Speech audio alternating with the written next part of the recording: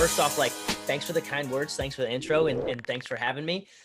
So yeah, I guess taking it back. So I do live in Elyria, Ohio, which is in the States. For people who are watching this might not know that. I was originally born in Cleveland, and I lived in Cleveland for a little while when I was younger. But I did have like my cousin and aunt and uncle lived out there, so I'd be out there like on the summers and stuff, on the weekends hanging out. But mainly grew up in Elyria on the south side in a place called Colonial Oaks, which is actually a trailer park. And so it's a very interesting story. So the area I grew up in, it wasn't really the best. We didn't have a lot of money. My family, grew up decently poor. But the thing is, like, obviously, I always look at it as like we were fortunate because any situation could always be worse. We had a roof over our head, we had food on the table and stuff like that. So very grateful for that. But we lived in a single wide trailer. There was 3 bedrooms and anywhere from 7 to 10 of us in there at a Wow. time. Yeah, so there'd be me, my older brother, my younger brother, my sister, my mom, my grandma, my grandpa, and then depending on when it was, my aunt and uncle would live with us, or my aunt, uncle, and my cousin, or just other relatives and stuff like that. So yeah, I mean, grew up in a trailer park. We really didn't. I mean, we didn't have a lot, but we were good. But for people who are watching, I just want to let you guys know too. Like, a lot of people struggled. Like, we had to go to food banks to get food sometimes because like we just couldn't afford it and stuff. And there'd be times to where we do, like, luckily, like the government and the city has like different programs set up to where, I mean, even as kids, sometimes certain Christmases we would go shopping with like police officers and things like that, because there was like certain funds and stuff to where they're able to take kids who, like, weren't going to have the best Christmases or something like that, and you go and pick out some toys or some clothes and stuff like that. So that was kind of like the upbringing from there. We did end up staying in that same trailer park for many years. That's pretty much where I say, like, born and raised. We ended up getting like a double wide in there. I had, a few like pretty tight friends that I came up with that luckily most of them were pretty good people. But I do, I know a lot of people that got into a lot of stuff. The area wasn't necessarily the best at the time. I mean, there's some gang activity for sure that was going on. I mean, there'd sometimes be robbings, sometimes there'd be shootings. I mean, there's like a big event that happened the one time. I think SWAT or FBI like showed up, and it was like a big thing because there's two, like, kind of gangs that were going after it or whatever. One of my ex-girlfriends literally lived one street over in the same development, 10 houses down. And one of the guys, he got shot and killed.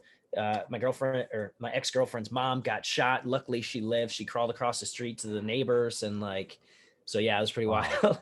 That is wild. Josh, how do you think growing up in an environment like that and growing up, without a lot of money and on the poor side of things, like how did that impact your mindset moving forward? Because you're a very strong-minded guy and you're a very positive guy. Do you think that had an impact on that as you move forward? Yeah, I mean, I think it did, honestly, because I think being in that situation, it allowed me to see like kind of where I didn't want to be, right? So like I had a good view of like a lot of different people because of the area that I lived in, but also the school that I went to. There was a very mix of kids. I went to Midview High School, so it's a public school, and so there's kids from like all walks of life. There was kids that have a little bit poorer background. There's kids that their family have just like a ton of money, like they're getting like Mustangs and stuff like that when they brand new cars, like when they graduate or get their license, stuff like that. But then, I mean, we'd also have like country people who are like worked really hard, literally at farms. We have a drive your tractor to school day. Like, that was like a thing that we had. So like very diverse in that sense, not necessarily as far as like race is concerned or anything, which I guess could kind of play into it. Is another thing I guess I could touch on would be, like, I'm the only one in my family who's like of color, who's like mixed. Everybody else is white. And then like the school I went to, it's predominantly white. Like, you could literally name all the like black colored people, or like, the 2 Asian kids or whatever. So you could spot that pretty easy. But yeah, no, I think like, growing up in the environment that I did definitely helped because it exposed me to a lot, and I got to meet a lot of people, and I was able to like just kind of look at my surroundings and kind of see what was going on. And like, I could, I was like smart, I would say, like in the street smart sense. Like, I could look at kids and I'd talk to them and kind of see what they were doing, and whether they were like into selling drugs or stealing or whatever. And then like obviously I would see them like go to jail and get locked up and different things like that. And I want to put a note out there too, guys. Like I grew up, like I didn't have a father. Like my father passed away before I was born. And so like I didn't really have like a father figure. And so I think that might be like another reason why like I kind of turned more towards like looking up to people, like whether it was like in movies or on YouTube and stuff like that, which is kind of what got me into fitness.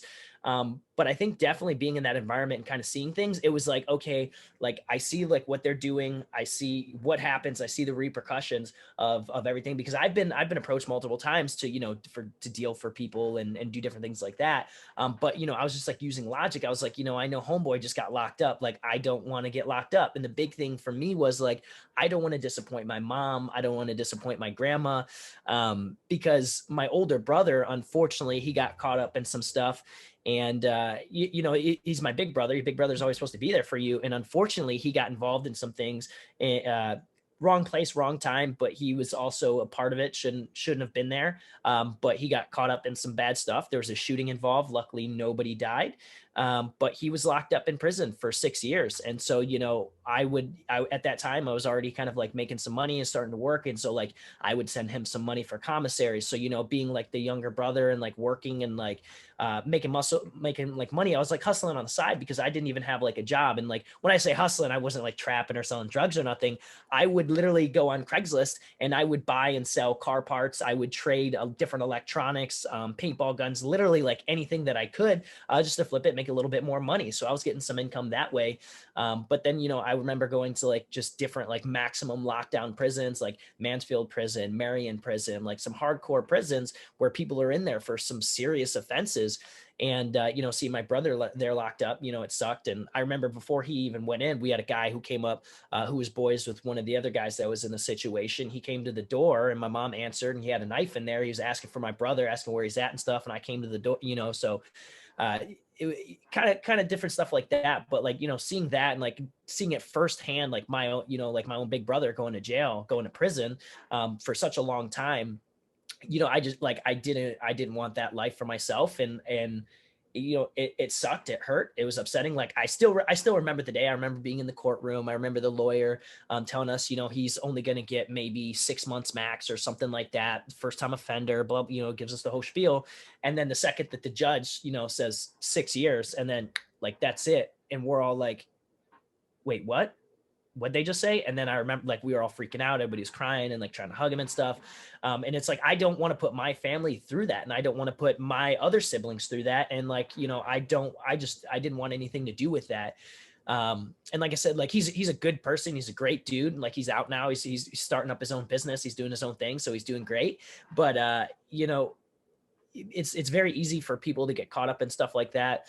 And then especially depending upon like where you're coming from, that might be like all that right? Like you're influenced by the people around you. You're made up of the 5 people that you spend the most time with. If you're out in the streets and you're hanging out with some people who are trapping all day, selling drugs or robbing or stuff like that, your odds aren't pretty good. Even if you good, there's a lot of good people, there's a lot of great people that are in prison. They just get caught up in some bad stuff. I mean, there's some people with some amazing talent, like absolutely amazing talent. And I mean, you guys could see that because I mean, look at how many like, NFL players or basketball, they've been to prison. I mean, look at Johnny Depp, he's been locked up. I mean, Robert Downey Jr., there's a lot of really amazing people who have went through certain periods in their life that kind of evolved. But I think I was just, lucky enough to be in a position to where I was aware of everything that was going on around me. And I was able to understand it from a very young age. And I just knew that like, that was something that I wanted to steer clear of.